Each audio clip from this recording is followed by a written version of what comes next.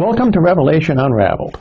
I'm your host, William Tapling, also known as the third eagle of the apocalypse and the co-prophet of the end times. The topic for today's program is the third part of our series on the Olivet Discourse. That is chapters 24 and 25 of St. Matthew. Today we will be looking at verses 27 through 41, which I refer to as the victory verses. And these verses are very significantly divided up into a 5-5-5 sequence. And these 15 victory verses follow the 18 tribulation verses, which are divided up into a 6-6-6 pattern. Now, none of this numerology is accidental. 666, of course, is the number of the Antichrist. And 555, the number which defeats the Antichrist, is the number for Mary's Rosary. Now let's see how St. Matthew breaks these 15 verses down. Now these first 5 verses, that is 27 through 31, describe Armageddon and the pale horse in Revelation. The next 5 verses, that is 32 through 36, Jesus tells the parable of the fig tree, and in so doing gives us the time frame for the end.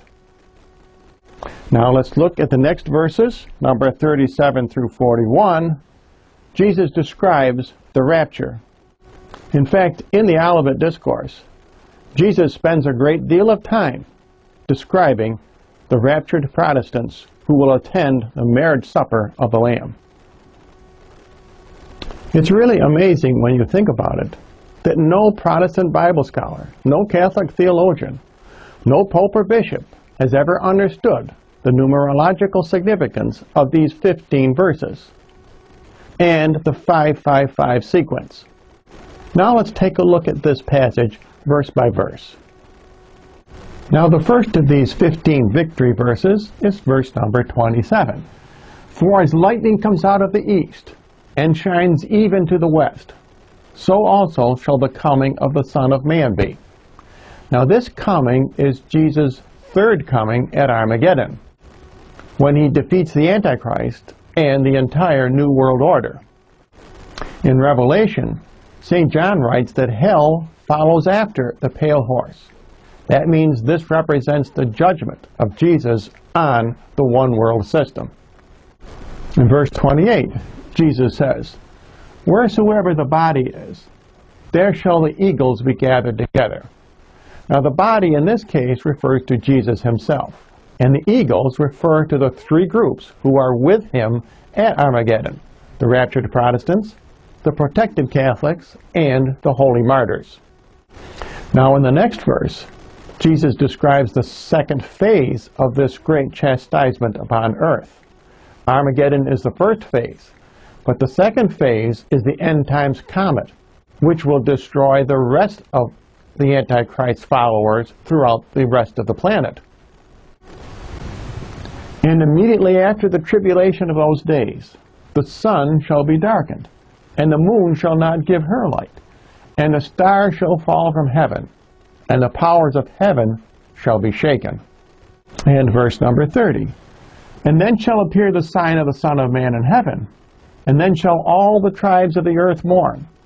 These tribes are the followers of the Antichrist. And they shall see the Son of Man coming on the clouds of heaven, and with great power and majesty.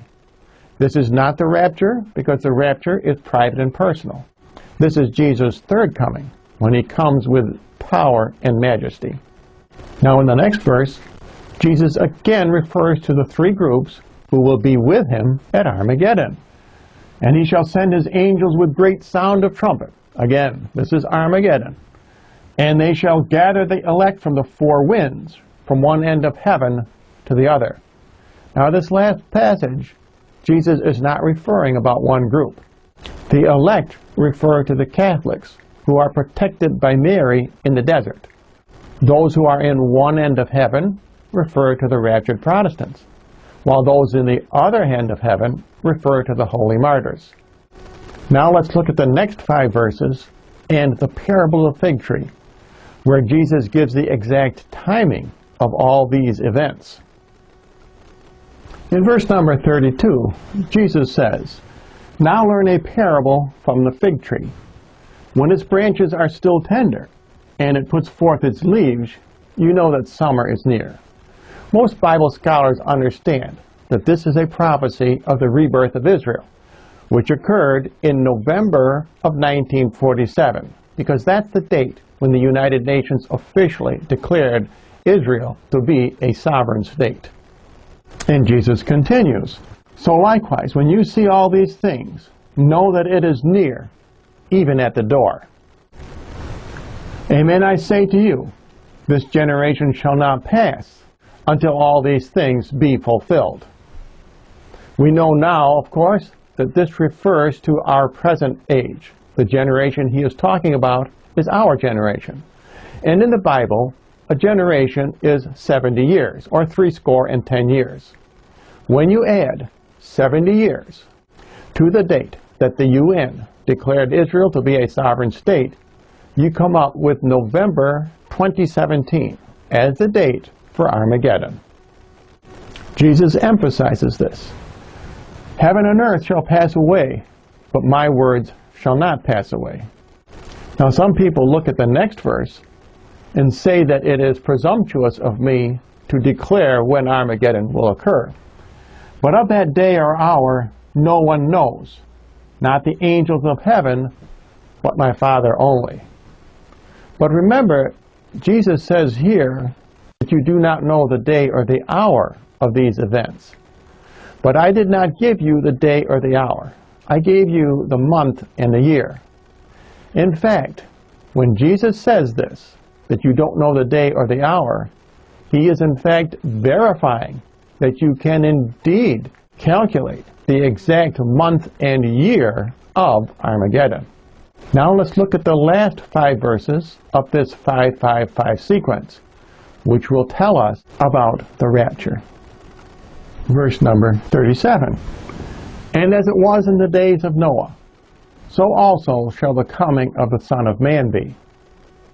For as in the days before the flood, they were eating and drinking, marrying and giving in marriage, until the day that Noah entered into the ark." Now why should eating and drinking, and marrying and giving in marriage be so bad? After all, every species of animal on the planet must eat and reproduce in order to survive. But that's the whole point. Man is not an animal. Remember what Jesus said. Man cannot live on bread alone, but by every word that comes forth from the mouth of God. In these end times, man is going to try. His one-world communist system will be a government under man, not under God. And as such, it will fail and lead to the near destruction of the human race. In fact, Jesus says that if he does not come at his third coming, there will be no flesh left on earth. "And they knew not until the flood came and swept them all away. So also shall the coming of the Son of Man be." And now Jesus describes those who will avoid these days of tribulation. "Then shall 2 be in the field, one shall be taken, and the other shall be left. 2 women shall be grinding at the mill, one shall be taken, and the other shall be left." Bible scholars all understand that this is the rapture, that those who are taken will be removed from the tribulation. Notice in this parable that there are no trumpet fanfares, there are no archangels, no power or glory.